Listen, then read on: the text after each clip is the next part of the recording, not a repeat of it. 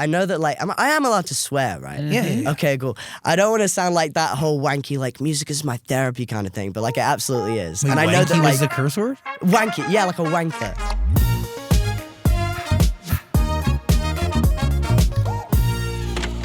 Hello, beautiful human. I am Zach. That is Dan. Welcome to the studio. No offense. Yo. Did I say it right, or? No, yeah.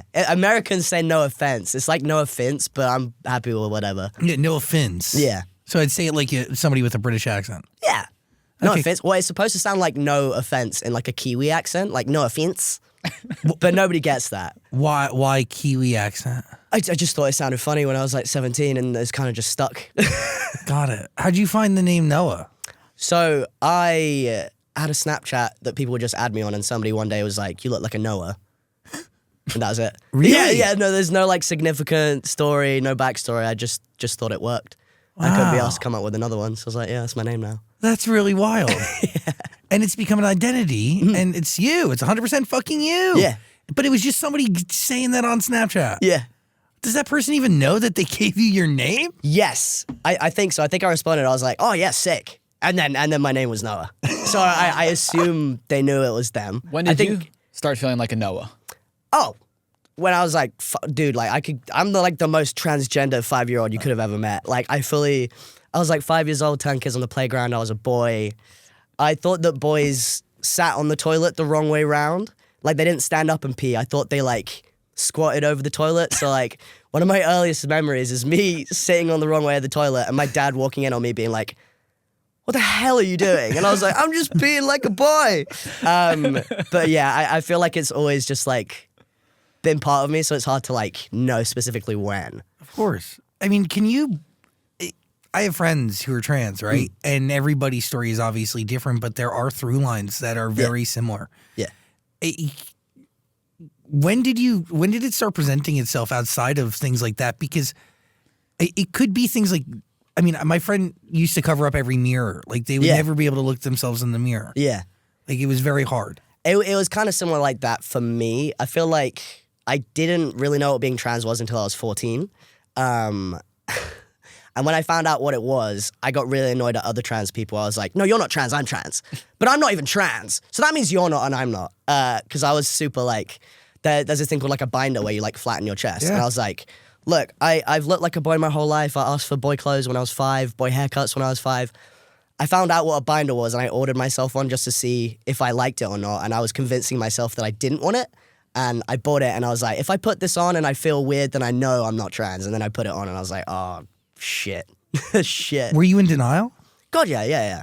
Definitely. Because, like, I didn't really know what being trans was, but the first thing that I had ever heard about trans people was, like, slurs. Like, I remember going into the bathroom at school and a girl in my year was, like, laughing, being like, "There was a tranny in here." And I was like, oh, that's weird. And then I didn't really rediscover the word until, like, a few years later. So it was always, like, a negative connotation. Did the internet help bring a more positive light to it? Yes and no. I feel like when I first started realizing stuff about myself, it was like 2014, 2015, and that was when like trans cringe compilations were a big thing. So a lot of I think the denial that I had was like, no, I don't want to be like that. Like I'm not cringe. I'm just I'm normal. But yeah, like definitely, I didn't know anything until I hit the internet, and then I started off as a My Chemical Romance fan account on the internet, and that's how I grew everything. Like I started posting guitar covers, then I started posting on YouTube and that kind of stuff. But there was a friend that I had on like MCR Instagram that was trans, and that was like my first exposure. And I was like, oh, I didn't know you could do that. The internet really shaped you into the person that you are today. Yeah, It's crazy. yeah. The world is wild. Your generation is, in particular, really interesting. It's really interesting, but it terrifies me because I'm like, I know I'm like part of a guinea pig generation where like we're not gonna know the repercussions of what's gone on in our life until like 20 years into the future. Because like I'm longer than that. Dude. Oh yeah, like I'm 24 and like I remember watching like YouTube in like 2009 when I was like 9 or 10. But like the fact that there are kids nowadays growing up with iPhones. that terrifies me because I had like a little Nokia until I was like 13. So I had a bit of a normal childhood where like I went out and like built dens out of wood and like, but yeah, as soon as I hit my teenage years, it was like BBM, Blackberries, I'm depressed on my BBM status, like fully just like entirely online. God, I live that. Yeah. I get it. But it is interesting that like you were seeing cringe compilations back in those times because the other thing that was happening parallel to that was trans people sharing their story in a way that you had never seen before, right? Yeah. Very, very limited views into what it is like to be a trans person and to transition, right? Even the education of what a binder is or taking tea or getting top surgery or the whole, I mean, you know, I watched one of my friends like go through it. I documented the process and it was like really, really something. And that was like in 2000, I don't know, when was that? 2011? 2000, like, jeez. 13? 2012, 13, yeah. Yeah. But like there was two sides of it, right? Of the internet, like one was shining this beautiful, vulnerable, educational light that people had never seen. And it gave them understanding and an idea of like, did that at all play a role in your life? Yeah, so like that was the reason I found out about what a binder was is because I found people like documenting their transition on YouTube. And yeah, like I did the whole thing as well. Like I started testosterone in 2018, so I documented like every month. I documented like my singing voice changing. You went viral for that. Yeah, no, exactly. That changes like, your life in a big way. That documentation. Oh, definitely. Like I mean, changes your public life, right? In terms of being famous, obviously changes your life. Yeah. Well, forever. that's the weird thing about the internet is like I feel like my public life is my private life at the same time because like I started the My Chemical Romance fan account when I was I grew up in a conservative like naval boarding school. So interesting, an all girls school. No, it wasn't all girls. It was an all girls boarding house. Okay, but like that's why I was drawn to the internet in the first place because I was like, there's no one at my school that is like me. But yeah, it was like the internet definitely changed my life, like definitely for the better. But like again, guinea pig generation. There's stuff that like no kid should be seeing at that age. So when do you realize that you're not like the other people that you're forced to live with at this boarding academy? I feel like, so like, I also recently got diagnosed with autism. So like my entire life, I've always been like weird. Like my mum has always been weird. But she always told me, she was like, look, you're weird. That's cool. That's great. Because being normal is boring. So that was like always a part of my life. So that was never really something that I struggled with. But in terms of like gender, it's like around puberty when that was really obvious. Because when I was younger, like I was just one of the boys. Like I was in the boys' rugby teams. And I go to like rugby matches and kids will be like, I heard there's a girl on your team. And I was like, yeah, that's crazy, right? That's crazy. Isn't it wild?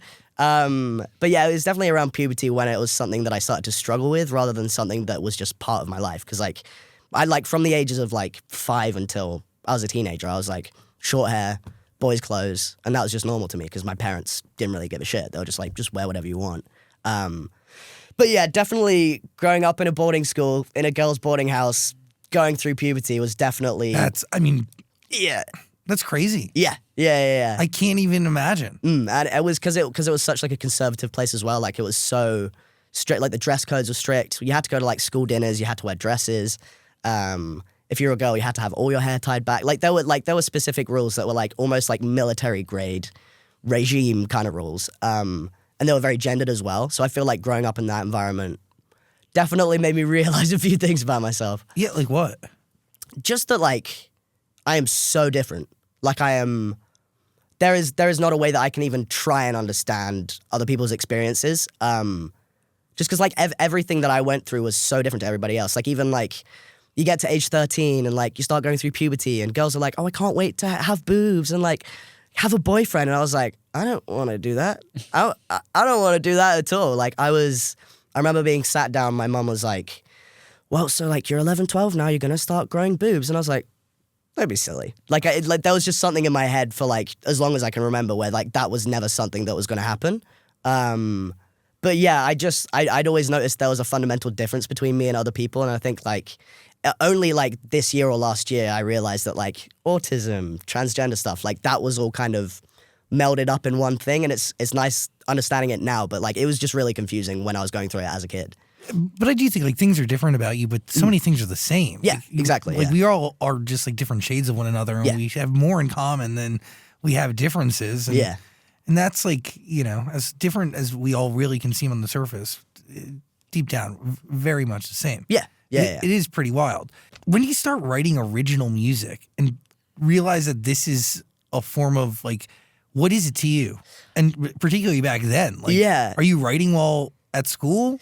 Yeah, so like, I know that like, I am allowed to swear, right? Yeah. Okay, cool. I don't want to sound like that whole wanky, like music is my therapy kind of thing, but like it absolutely is. Wait, and I wanky know that like was the curse word? wanky, yeah, like a wanker.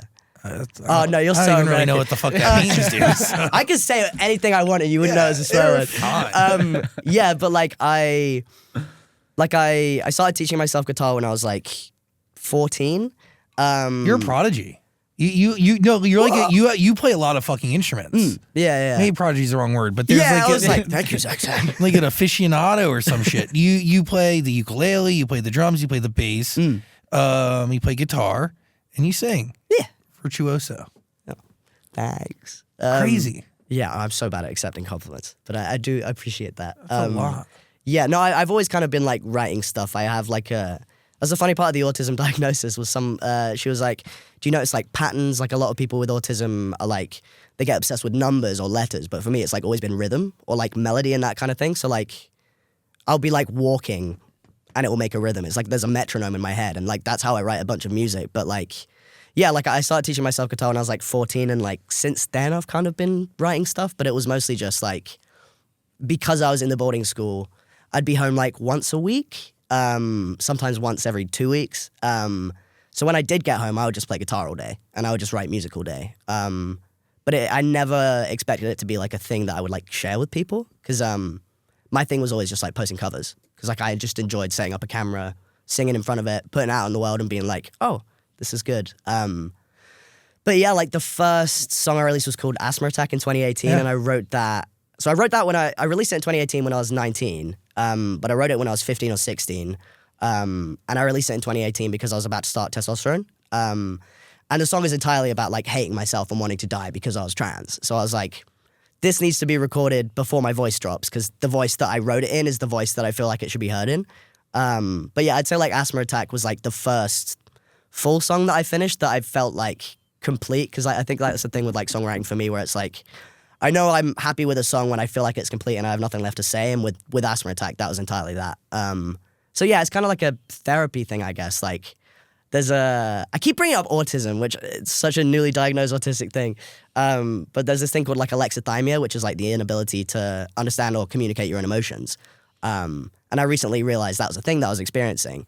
And I found that songwriting sessions were more helpful for me than therapy was in order to like understand my emotions. So like when I go into the studio, I'm like, this is how I feel, I think. Let's talk about it for an hour or two, write down stuff I say, and then make a song out of it.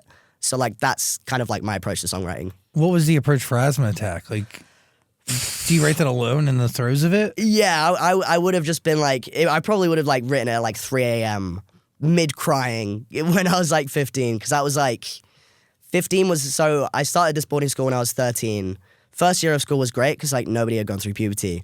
Next year, everybody came back from summer and everybody like all the girls were with the girls, the boys were with the boys. That was the kind of like, you know when everyone hits puberty and people start flirting and they want to start relationships. That was like the awkward years for me, and 2015 is when I was like 15, 16, I probably wrote it. That was the year where I got bullied for looking like a boy, so I grew my hair out. And then I wrote Asthma Attack, I think like a month after I just decided to cut all my hair off because I was like, I don't want this. The only reason I ever grew it out was because I was getting bullied, and I was like, fuck it, hair off, don't give a shit anymore. And yeah, it was just really therapeutic, I guess. I don't remember specifically writing it, but I remember finishing it and sending it to my mum, and she just sent me a selfie of herself crying. I was like, okay, this means something to someone other than me then. Oh, that hurts my heart that you had to confine like that and like try to fit in a way that was so essentially turning your back on your truest self. Yeah, no, entirely, yeah.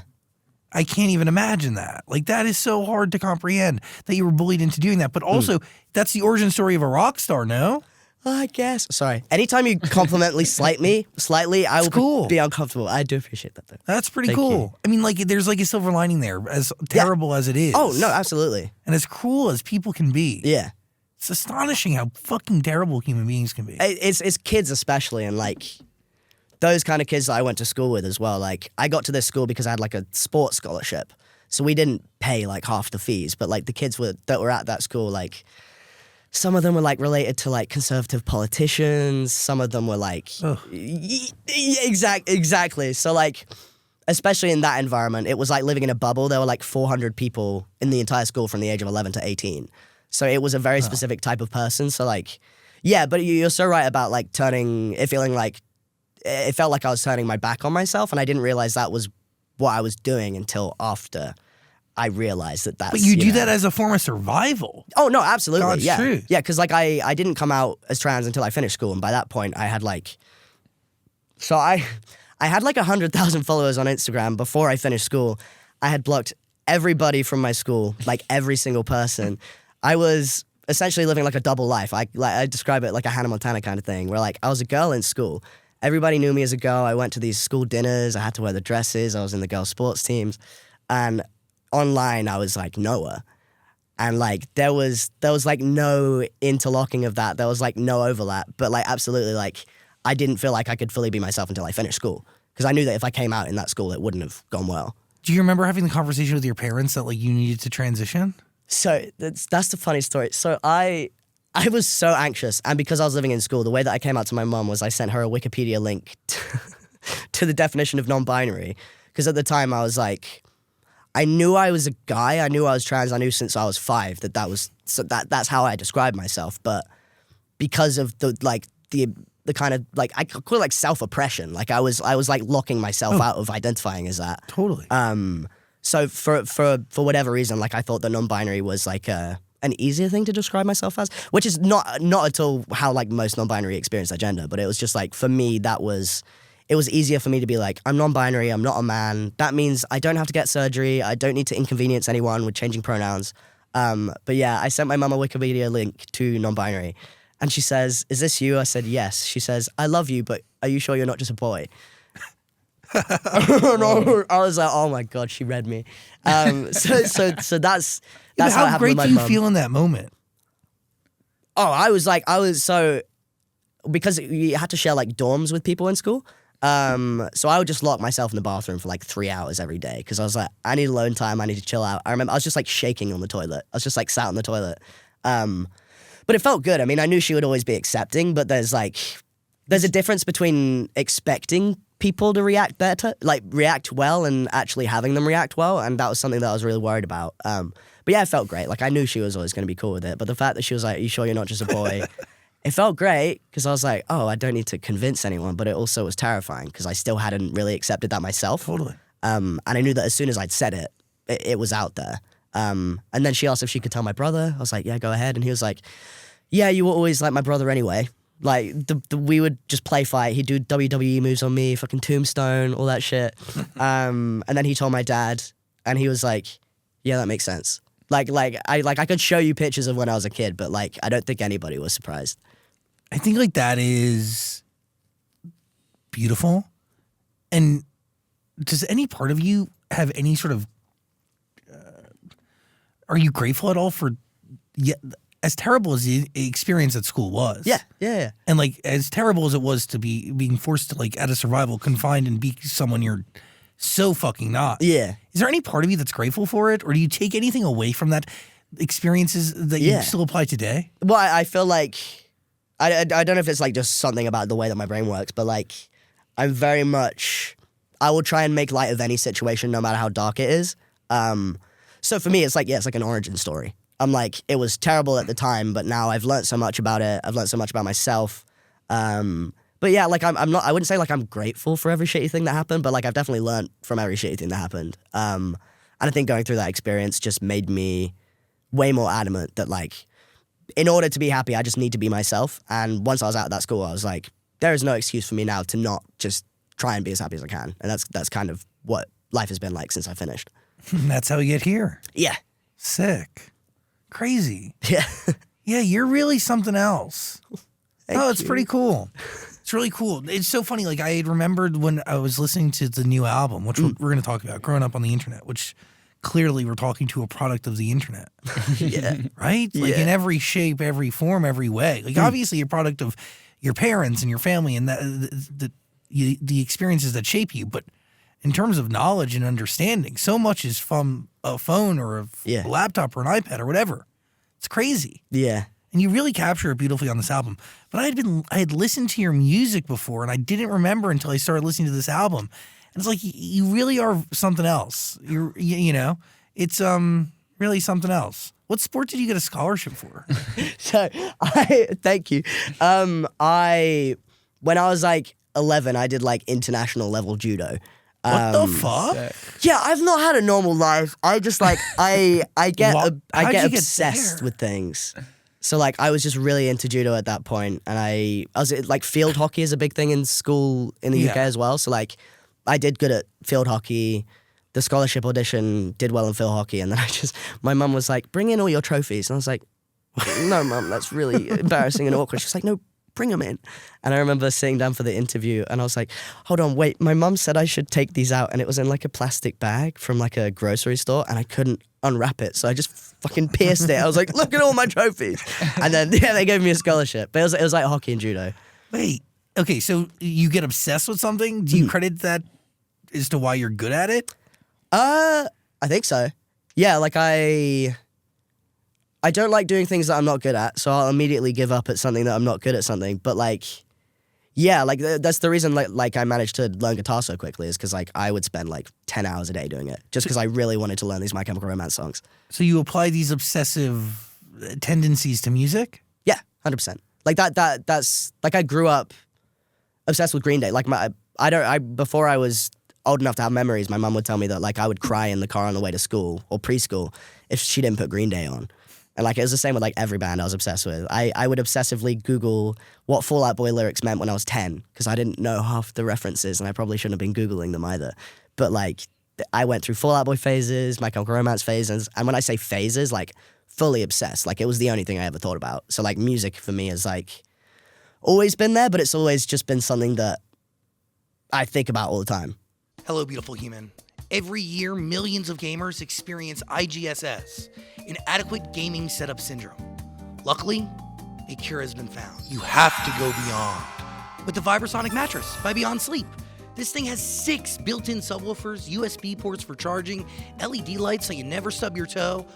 It gives you an acoustic massage when you want it, plus adjustable degrees of comfort. This right here is the best way to game ever. Cure your IGSS today at BeyondSleepTech.com. Do you see yourself as a rock star, or the music that you make is rock and roll or pop punk? What is it? I struggle to know. Like it's hard. I feel like it's way easier to judge other people's music and like the genre of it than it is to judge mine. Because like I know where my influences are, but like I'd say like pop punk, and there's a song on there that's just like a straight up punk song. There's like heavier influence stuff. There's like poppier influence stuff, but like. I feel like I'm really influenced by like 2000s pop punk, and I grew up on Nirvana and Foo Fighters and The Prodigy and that kind of stuff. So like you collaborated with McFly. What the fuck? That's random, dude. They're so cool. They're so cool. But no, it's very random. And the fact like the song that I wrote with McFly was just the punk song on the album. I fully went in with them, and they're like, "What do you want to do?" And I was like, "I'm pissed off at transphobes right now, so let's just write a punk song about it." And they were so into it. Like we just sat around in a circle playing guitar. Just talking about My Chemical Romance, and then we came up with that song. But yeah, McFly is not, I don't think anybody would expect that song to be written with McFly. How are your sessions starting? Like, is there one way, or do they all start something in a different way? I guess it kind of depends. Like, so there's a guy called Steph who was like my first ever songwriting session. He produced like Life's a Bit, which is like my highest streaming song. But he was my first writing session, and he's still my go-to. Like, I feel like we share the same brain cell half the time. And usually the way that it works with him is like, I'll come in with like I have thousands of notes just of like lyrics or just like feelings that I have and like voice memos, and I'll just go in and I'll be like, I'm feeling like this today. Let's talk about it for an hour or two. He'll write down stuff that I say, I'll write it down, and then we'll be like, let's do something weird and like whip out a weird guitar pedal, make a melody out of that, and then apply the words that we've written to that kind of thing. But it depends who I'm writing with, really. Like with McFly, it was different. Like I had no idea what to expect because like McFly had been a band since like forever. And also like I grew up on them. Like my first gig was seeing Busted with McFly support them. So like that was insane to me to have a session with them. But like I go into the studio, they show me the whole studio, they give me a tour, and they're like, so what are you about? What do you have to say? What do you want to talk about? What do you want to write about? Which is so nice because like I've been to plenty of sessions where people are like, yo man, I don't give a shit what you want to do. Let's write a hit. I'm like, that is just like so antithetical to like anything that I've ever been about.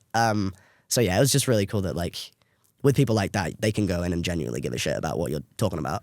So do you write Asthma Attack and then get signed, or do you get signed before Asthma Attack? So no, so I wrote Asthma Attack, released it, and then completely ignored an email from a label that I'm not going to mention, but I think they're really cool. I just completely ignored it because I was too anxious. Like until like 4 or 5 years ago, I couldn't pick up the phone. I was that level of anxious. Like I like the trans thing, and like I feel like those 5 years of school stunted my like mental growth so much that like the idea of doing anything other than like staying in my house and filming videos was like so foreign and terrifying to me. But no, I didn't get signed until 2020. So I had released Asthma Attack 2018. Then I'd started Testosterone. My voice had dropped. It wasn't really finished dropping though, and I started releasing like singles. And yeah, I got signed in summer 2020. Do you have a manager? Yes. So I got a manager March 2019, like a week after I got top surgery. So I feel like those 5 years while I was in school, it was just like buffering. It was like being in purgatory. I was like, just got to get past this, and then everything's been so quick since I finished school. Wait, that's wild. Yeah. So Asthma Attack gets you a manager though, right?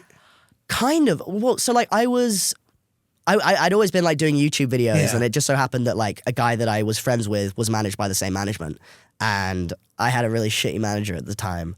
Have you heard of Brian Stars? Oh my God, what? Is that the Johnny Gilbert guy? Yeah. Yeah, Wait, he what? managed me. Remember that guy? That's crazy. Yeah. That's wild. He managed me for like half a year. Luckily, I didn't sign anything, so it was like a verbal agreement. But I had met my boyfriend, and he was friends with this guy that I'm talking about that shared the same management.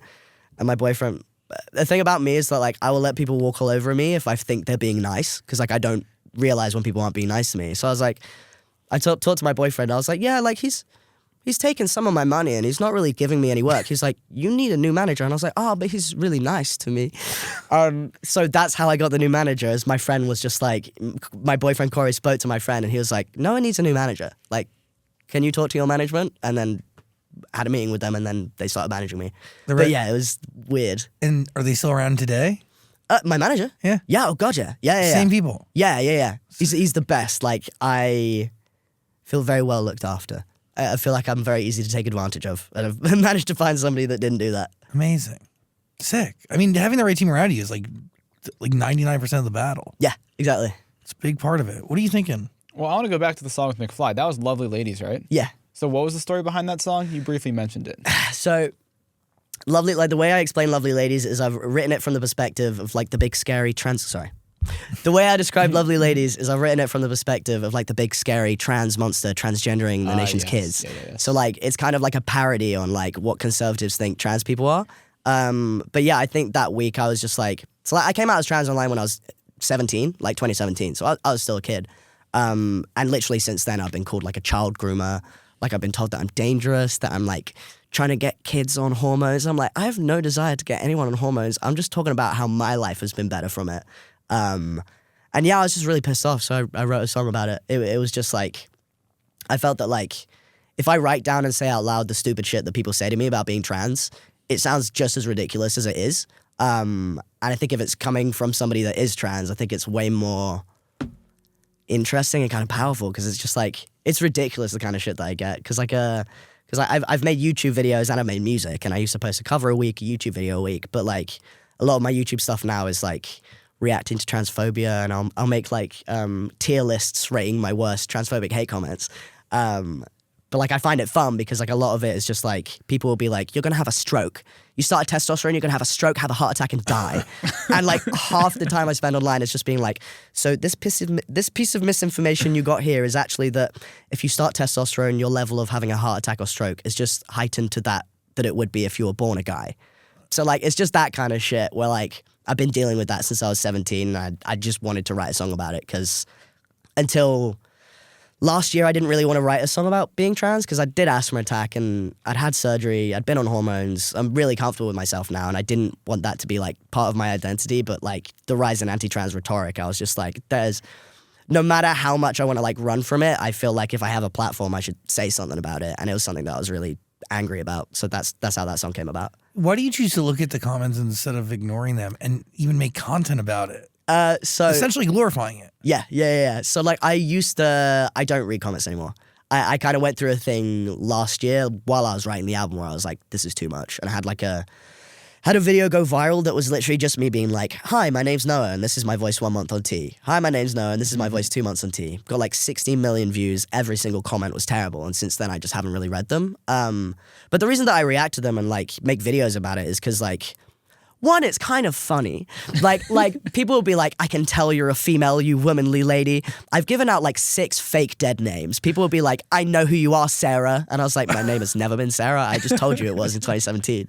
But I feel like by making videos about it, I can show people the shit that like trans people deal with on a daily. Like obviously it's elevated because like I have an audience, but also like I can read out these comments and then give people the arguments against those kind of arguments. Because a lot of the time, I feel like with transphobia, it's quite cynical because people frame their, how do you say it? Like their concerns around trans people behind the guise of like protecting women and children. And it's like it's laughable. Like it's the exact same shit that they did with like gay people in the 80s. They were just like, we just don't want you in our changing rooms.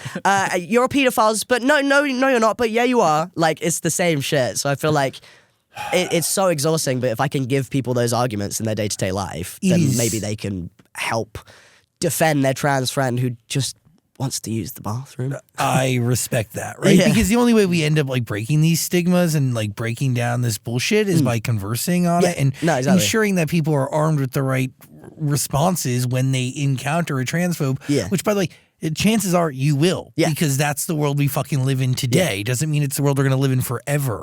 I mean, that's just, people are just so fucking stupid. Yeah. They are really so dumb. Like, that's what it comes down to.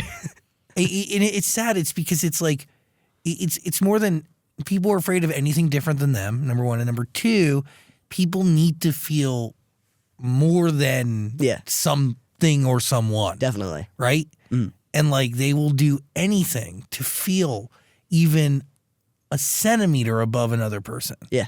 And that's why most of the people who are making these comments are like, severely poorly educated, and like tend to be like lower income and like dude, they're like the bottom of the barrel pieces of shit. It's terrible. Like they just like, it's what baffles me about it is it takes like a few minutes of conversation with an actual trans person for these people to be like, oh wait, you're people.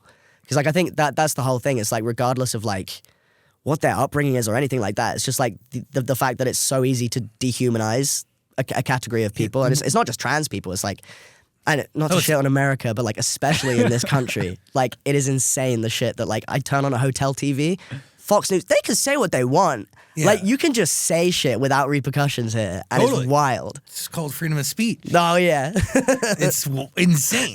Yeah, it is insane. And the truth is, people will talk about like.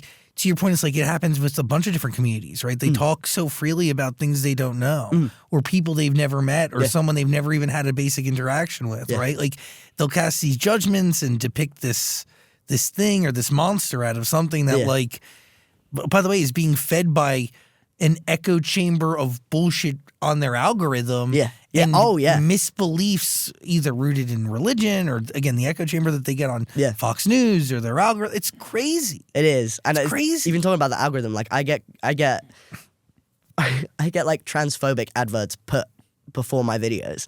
And by the way, that's how ingrained it is within the algorithm. And by the way, it's everywhere in this country. And if you go to certain parts of the country, you'll see billboards that are against it. No, I know. So like this is the third time I've done like a headline tour of the US.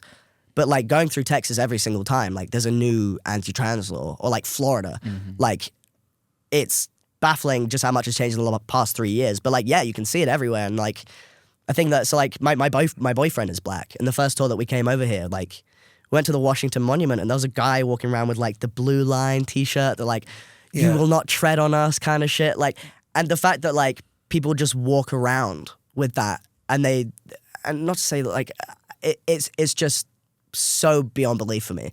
Like that's just like a normal thing.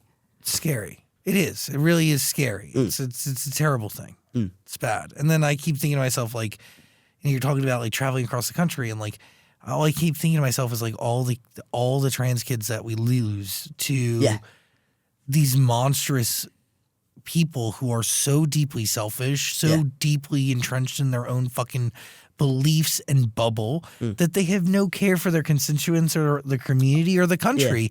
And they really are okay with like babies dying, children dying, children, by the way, killing themselves. And like, it's so fucking shameful. And by the way, if it's not kids killing themselves, it's kids killing themselves at the hands of other children who are bullying them to this point. It's so fucking terrible. Yeah. And all it takes is just like a little bit of understanding. The smallest bit of grace. Yeah. Time, empathy, like what the fuck? Yeah, it is baffling. That is like, it is so baffling that people can't give heart or empathy or time to something that so is in need of it, and they do it all under the disguise or the cloak of religion or whatever their bullshit reason is. They do it with a smile on their face. Totally, totally. So fucked up, man. Yeah. So sorry that, like, I mean, and by the way, like, foreigners should feel unsafe in this country. My boyfriend's from Australia. He fucking hates it. Yeah. He feels unsafe all the time. We're touring with a band called Teenage Jones from Australia, and like, this is their first time touring the country, and they're just like, this place is, it's a place. It's a place. By the way, Australia is like America, but way better and just the opposite. Like, everything's on the other side. And it's cleaner. The people are nicer. It's way smaller. Yeah. It's fucking awesome. Yeah. Why would you ever come here? I totally get it. To tour. Yeah. Not to live ever. Well, and then to make fans and to hopefully have some sort of, like, there is impact that one can make through art and music here. Yeah. 3-day headache. Yeah. I'm assuming that this is something that you've actually gone through, which is a migraine that is debilitating. Yeah, so I am very good at getting myself burnt out, and because of like what I described earlier, alexithymia, not understanding what your emotions are, like I will not know I'm burnt out until it's too late. And 3-day headache, I wrote that song. We wrote that in like 3 hours, and it's like the biggest fucking single, which is very funny to me because it was literally just like a funny like, I just burnt myself out so much that I had a 3-day migraine, had to cancel a session with some guy, felt real bad about it, and thought I should write a song about it just so he knew that, I was actually sick. Like that was entirely like the motivation behind it. When I went into the studio, I was like, I feel really bad because this guy came down from Scotland to London for this session. And like I cancelled on the date. Yeah, I feel real guilty about it. And then I wrote a song about it. So did you write the song with the guy you canceled on? That's even more fucked up. He's not even getting paid. No. I was like, well, maybe he'll hear it and think, yes. I don't know, man. You cancel on him, then you didn't even give him the session when it was time. Oh, no, sorry, we had another session with him another time. Okay, we just didn't write that song with him. Okay, did he get a cut on the album? No. Rough. Next time. Rough. ADHD is hard to live with, eh? Dude. Yeah. You have like you have a smorgasbord of shit going on over there. Fuck yeah. Like, dude, because like I no, fully, like, because I didn't get diagnosed with ADHD until like 3 years ago. Got diagnosed with autism this year.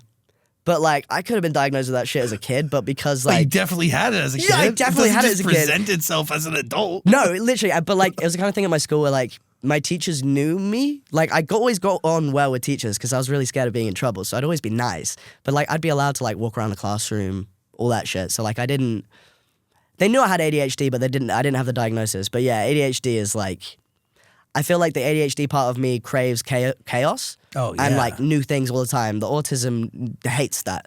But they're both in the same brain and they're constantly fighting each other. I think that's why I get burnt out so much because I'm like, I will plan out my entire month like to the T.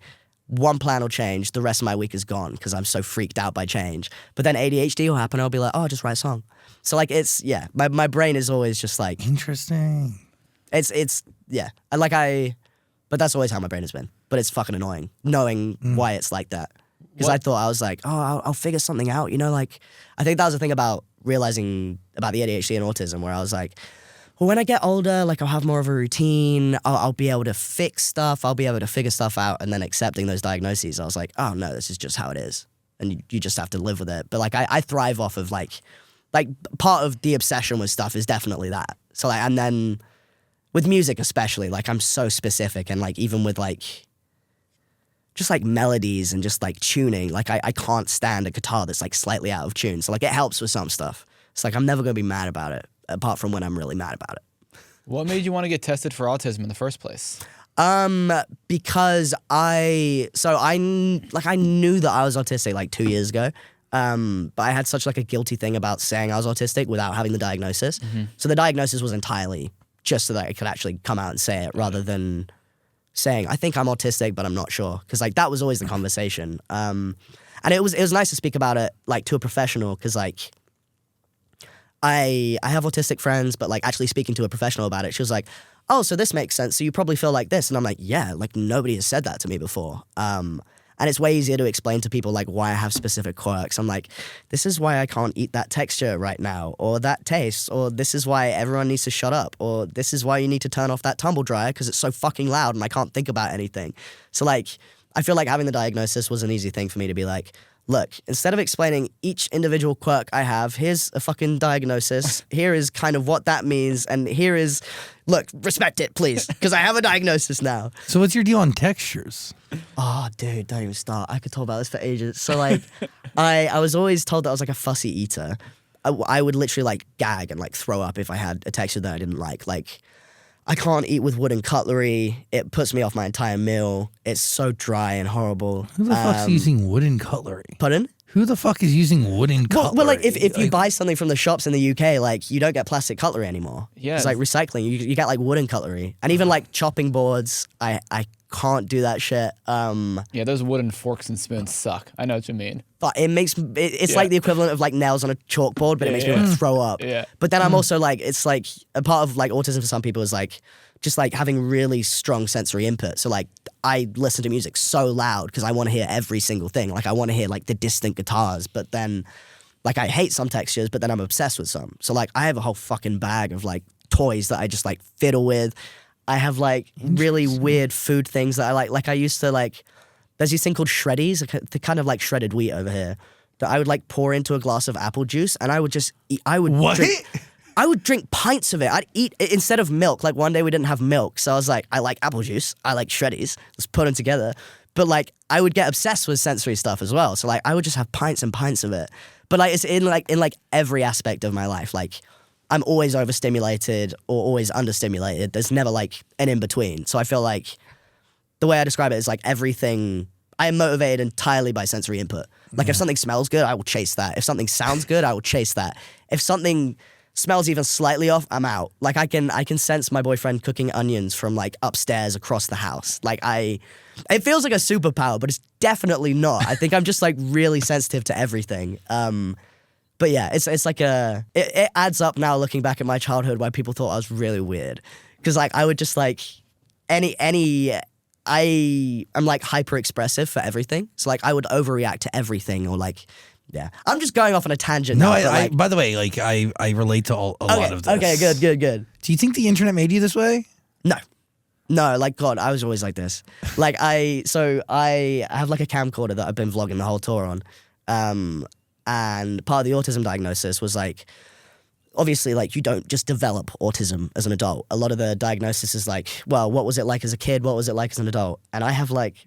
My mum documented like every part of my childhood. So like that's why the whole growing up on the internet thing is so insane to me as well. Cause like I have videos from before the internet and after, but I have like videos of me like just like doing this, like just in a room of people talking. I would just like do this cause everything was too loud. And like the thing that people with autism do is like they stim. So like when something is too loud, they like do this. Or when they're excited, they do this. And there's like videos of like 4-year-old me like lining toys up on the floor, making sure they're all in like color order. Sorry, lining things up on the floor. And like, yeah, just like everything. I definitely don't think that the internet helped with like attention span, but like when I tell you I've never been able to sit down and do something unless I'm like hyper focused on it, which is like what music was for me. And it's like, for some reason, like I really liked English when I was in school as well. So like I would write pages and pages of essays. Like I'd have an exam and I'd write like 12 pages because I could sit down and focus on that, but like could never study for the life of me. I've never been able to just really like sit in a moment and enjoy it. And like that's definitely something that I've always felt like I've had. And my brother's also ADHD as hell, and my dad. It's like it's just blah. Like that's how I feel like my brain is constant like mode. And how are we doing now? I mean, there's a lot of lights. But I feel like I'm just like focusing on you. Yeah. So it's fine. Okay, cool. Yeah. We're comfortable? Yeah. Sick. No, turn off the lights, actually, please. I want this shot to look terrible. You can cut the lights. No. I'm joking. You're good. And I've heard you describe this album as a third autism, a third angry trans stuff, and a third the internet screwed you up. Yeah. And from the way you're talking, yeah, that's your life right there, isn't it? yeah, like fully, like that encompasses me as a person entirely. Yeah. And by the way, you got to listen to the album. It's waiting for you on Amazon Music. Growing Up on the Internet. Click the link below. What's Rise and Grind about? What a funny title that one is. Is that like a joke about people that say rise and grind? Yeah. Oh no. What are you grinding? I get so many questions about it. What so, are you grinding? Is that what you said? When you grind, like you're not on the grind, bro. No, you're I not know. up at like 6 a.m. every day at the gym on the grind eating celery, bro. I'm an alpha male. That's brother. what the song is about. Okay, like I That's protein, fucking deer meat, like all that shit. Cigars. That's what the song is about. So like I smoke them. well, what's the you don't smoke them. No, I don't. You just okay, good. I don't get cigars. What's the point? You put it in your mouth and then you blow it out. You don't even inhale it. Oh, dude, I tried to smoke a cigar twice in my life. Yeah. And they were painful. And one time I was in front of Nick Jonas, and I almost like hawked up a lung. He seems like a cigar guy. He had a cigar roller at this party he threw. That makes sense. What the fuck? That's some rich people shit. That's almost traumatizing. I almost choked in front of Nick Jonas. Oh, dude, I almost vomited on Harry Styles once. He came over to me at a party. It was a house party. He smelled my drink and then he threw it out. And then he told the bartender to give me like whatever he was having, and I didn't know what the fuck that was. And I don't drink like straight alcohol. I can't do that. And I took a shot with him, and I almost vomited on him because I didn't know what I was drinking, and it was like straight tequila that like could take off paint on a car. Could he tell like you almost vomited? Yes. What was he like? It's okay, mate. Don't worry. It's a good Harry Styles. Honestly, dude, I think I was, he said something, but I was pretty fucked up. And I remember getting lost in his eyes. Like that happens every time. Dude, that man is like. That's crazy. Yeah, I'm not gonna do that on this show. It's messed up. It's messed up. That's you don't fucked up. I get it. It's messed up how beautiful he is. He's like, yeah. No, Like, I don't want to talk too much on the record about it because I don't want to scare him from coming here. Yeah. You know, like it's like, and he's been on the show before, like over the phone, and then like as One Direction twice. But like, I don't know. I don't want to talk. It's just. I don't get lost in your eyes, Harry Styles. It was just a form of. It was just an appreciative expression. Honestly, dude, I drowned in those. I have. I've drowned in them twice. I fully believe that. Yeah, dude, send me a life raft. And if you did, I wouldn't want to be saved. What was on? What are you talking about? Please quote this We somewhere. were talking about the alpha males. Oh, it's me. Rise You and couldn't tell. grind. the alpha male. So rise and grind. So like, because I've grown up in like influencer spaces and like music stuff now as well. Like I go to these influencer events and like, it is true that people are like, how many followers do you have? And if you don't have enough, they're like, okay, and they're just like looking over your shoulder. So fucked up. It's so fucked up, and it's also like I cannot express how little I give a shit. I feel like that's the UK energy too. Yeah. Like those UK influencers are interesting. And I don't want to date myself, but we've now known 2 generations of UK influencers. Like, dude, like Casper Lee is a friend. Yeah. Joe Snug, right? Yeah. Or, Did you say snug or sug? What, Sug? Sug, yeah. I don't know. I like see his Good fucking. No, I see his Instagram username. He's not really a friend, but Casper is. And then Connor Maynard. Oh, right? Like those are original OG UK influencers. I knew about him before he was a YouTuber. Like he had like, because he does music, right? Yeah, covers and shit. No, but before then. That's crazy. He has his own songs like Girls, Girls, Girls. I just can't Yes. say no. Never see him coming. I just watch them go. I was 13. I was like, I'm in love with you. Yeah. He's got something going on, that Connor Maynard. Yeah. But then we see this new generation of like UK influencers, like that girl Izzy and like Hannah Martin, a whole different regime of people over there. I don't even know who that. Like No? I keep to look like I love what I do and my friends. I have no like that's kind of what the song is about. Like I have no interest in like being friends with people just for the sake of it. And like that's what I feel is like a lot of. I feel like YouTube back in the day, it's like you went to YouTube, you started YouTube videos because you weren't a loser, but like you maybe didn't have that big of a friend group Yeah, you need in a real community. life. And you need a community. Like that's why I went to YouTube. And I feel like obviously it grew, like people put money into it. And then it became a thing of like the popular kids doing it. Which is, it is what it is, but it's a very different thing than what it was for me. Interesting. Yeah. Because if you look at like the difference between like, okay, no offense to Casper Lee, motherfucker, you were nerdy as fuck. Yeah. You were nerdy and I loved it. Yeah. But like that, there was like, you know what I mean? And you like put that against somebody who's making TikToks over there today. Couldn't it be further from the like So polar opposites. No, but it's like authenticity, I think. Yes. It's like that's what drew me to it. But yeah, like the song is just about like not wanting to like follow the algorithm or like suck up to people. Like I had this songwriting session with some guy and he was like, we were writing a song for me. So like I was like, hey, like nice to meet you. And usually people are like, oh yeah, like what are you about? What do you do? Like nice to know you. Like do we have any mutual friends? And this guy was just like, I want to be the next Lil Peep. What? And I was like, okay. That's cool. I'm Noah. So like that kind of thing where it's just like the whole like mentality of like rising and grinding, like I'm gonna be the next big thing. I'm gonna find a way to be the next big superstar. And I love that for people. I love that motivation for people. But like I fell into everything.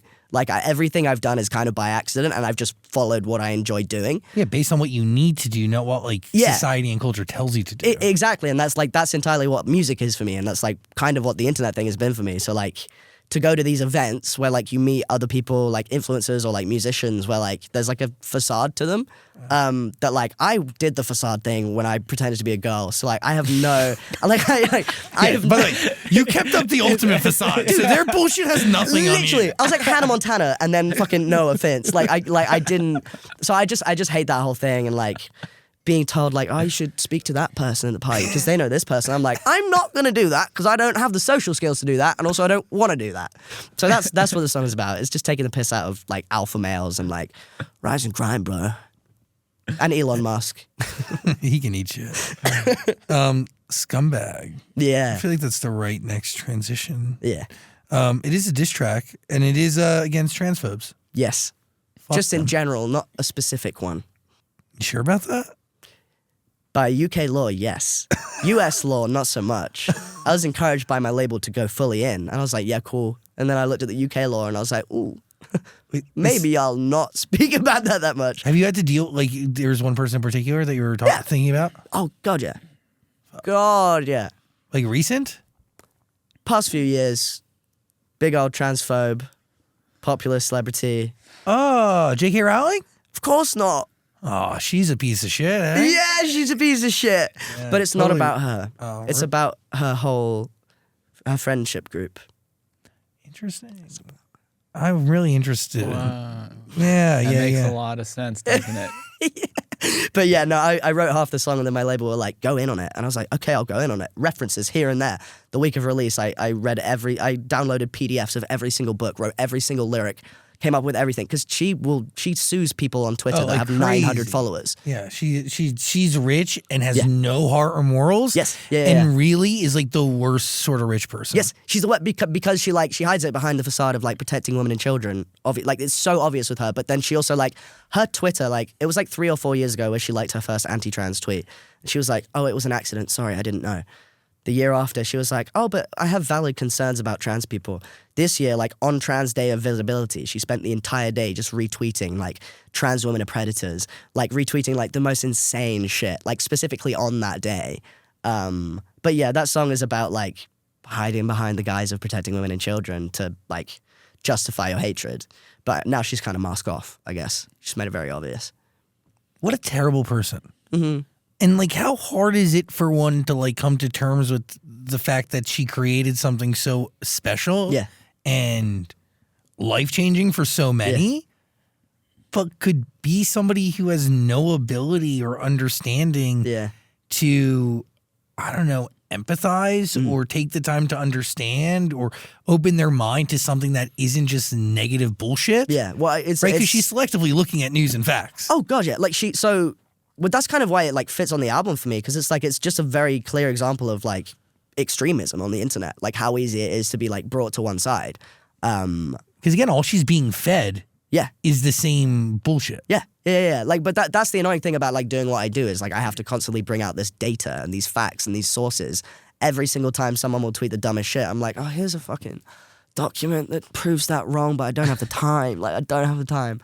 But yeah, like it's very easy to see where she's got her influences from, and like these are people that have, like, she's now for a while she was like lauded as like a wonderful person, gives to charity. Totally. She was a billionaire, gave away money. She wasn't a billionaire anymore, working with all these great charities, doing all this good work for women, and then something switched. And I think a lot of my perception is that like during COVID, like before COVID, the internet was like my place. That's how I feel. Like not the whole internet, but like that was my place where I could have my people.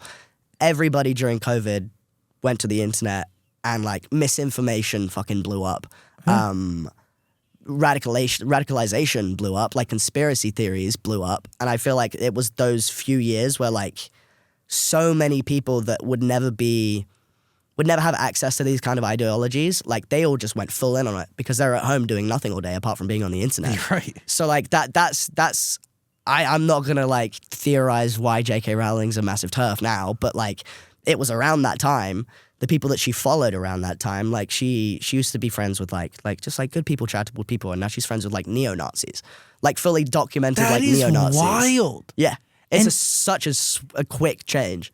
And my hope is that the people who have access to the IP that she's created, like do something to distance themselves from whatever that is. Because like if anybody gives any fuck about children or women, they should realize the fact that every time she chooses to say some form of bullshit, what's happening is she potentially is killing people. Oh, she's dictating UK law now as well. Like she has so much money, she puts out these like. So in the UK, if like 10,000 people sign a petition, then it goes to the Parliament, and then it will be debated in Parliament. She's behind a lot of like the legal changes. She may not be like the face of it, but she's spending the money to do it. She spends money. Like she's. I don't want to like come up with a number, but I know there was like a big like thousands and thousands and thousands of pounds to these like anti-trans charities, and she's very much a figurehead in that part of the world now. So like that's why it's like. It's kind of frustrating because like a few years ago, like she accidentally liked these transphobic tweets. Easy to justify, be like, oh, maybe she didn't get it. Yeah, but today she's fucking funding and lobbying anti-trans agenda in the UK. Yeah, she and Rishi Sunak can go fuck themselves. Yeah. The fuck is going on? Yeah, that's but like, crazy. But the most frustrating thing is like having to explain it to people and having people because people always want to give everybody the benefit of the doubt, which I get. But like. I feel like in terms of trans stuff, like I found in my experience, even people that are like very accepting, very pro-trans, even like people that I'm really close with, like friends that like I grew up with that are very friendly, very good allies, or like family members even, like sometimes I'll have to like sit and like word for word write out why it's damaging for people to have these beliefs because a lot of the time they're just like, oh, she's just being silly on Twitter. But it's like, no, she's like funding these anti-trans lobbies and making differences. Like since I've been in the US here, there's come out a study where it's called like the CAS review. There were 113 studies. They threw out 111 of them and stuck to 2 of them.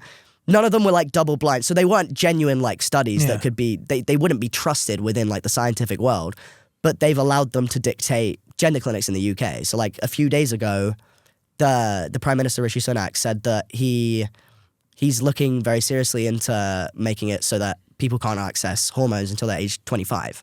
Like at that point, 25, it's so late, and you're going to ruin somebody's life. Yeah, exactly. And by the way, if they make it to 25, you asshole. Yeah, no, exactly. It felt like hell waiting just until I was like 19 because I knew since I was a kid. But that felt like a fucking, and I genuinely if you meet anybody that knows me, like I wasn't fully a person until I transitioned because I was so uncomfortable with myself. And that's the argument they make. They go like, oh, they have to grow up fully in order to make that decision. Their brain needs to be fully developed. Breaking fucking news. Like if you're not your true self, if you're not in your true gender, if you're not in your true body, you're never going to grow up and be able to fully develop and be yourself and make any sort of coherent decision. And like also, why the fuck does it matter to any of these people? Because that's what's crazy to me. I think like in terms of like UK politics, like we have like the Conservatives in power. They've been in power for a while. They're like the equivalent of like the Republicans. But we've had about 4 prime ministers in the space of like crazy 5 years. Like everyone Liz keeps Truss getting is an asshole. Yeah. They don't even get voted in now. Was the best out of all of them. God's truth, dude. Like the idiot with the hair wasn't that bad. He came back. Oh no, he was. Yeah, Boris Johnson. He was like way nicer than the Rishi Sunak asshole. But that was what was dangerous about him is because he seems like a bumbling idiot, and then he puts fucking Nazis in office. He drives his mini. But that's the kind of thing where like. in the UK, like the politics is like all these conservative politicians, they've been through them for prime ministers, and we're coming up to a general election, and Labour, who's like the opposition party, are polling way better than they ever have in the past 10 years. So I see it in the US as well when anything happens, like when Trump did something silly, or like when anybody does something silly, they're always just like, but trans people, because it's a very easy scapegoat. Yeah, they're like, oh, well, you don't like that we're, making everybody homeless, but look at what this transgender just did. Do you stand for that transgender doing that? No, we don't either. Like it's just like a voting tactic, and I feel like it was the same with like gay people like a while ago. It's just the same like rehashed arguments. Just gets really gnarly when people are choosing to put all their money into lobbying and changing the laws. Yeah, it's crazy. Yeah, it's so fucked. And by the way, like we're gonna go watch this new Harry Potter spinoff on Peacock. I was gonna say, can you still watch Harry Potter? And then I mean, the reality is like you shouldn't, because the idea of like every time you view that, she's getting a penny, and then that penny's going to fund anti-trans legislation in the UK. That's my thing with it, because like I know that people like the emotional attachment that people have to Harry Potter. But especially like queer people fucking love Harry Potter. That's what it's so crazy. They love that shit, and so like my perspective is just like, I don't think you should pay for anything. I don't think you should. If you do, that's a choice that you make, but you got to acknowledge that is what you're doing, even if it's just a penny. Like, you just, like, that's something that you sit with, and if you're happy with that, fucking go for it. But, like, the annoying thing for me is when people are just like, oh, but it doesn't matter, it's only a penny, and I'm like, yes, but it's more like the thought. But, like, I'm not going to be like, fuck you for doing that. It's more just like, just be aware of what you're doing. And I think also it's the thing where, like, people aren't aware of what she's doing. Because, like, especially in the UK, like, the British newspapers, they're, like, on her side. Totally. They're like, she's, like, a feminist hero. Like, that will be, like, the front page of the Daily Mail. Because she's rich. Yes, she's so rich. And she can buy those things. Yeah. Like, she had, like, some of her besties are in the press. Crazy. Yeah.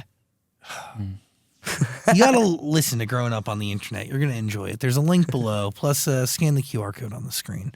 I can talk to you for hours. I could talk for you for hours. Yeah, you should come back on. You're always invited. The couch is always here. Hell yeah. What are you thinking? Last question I have is, where'd you write the second verse of Subtitles?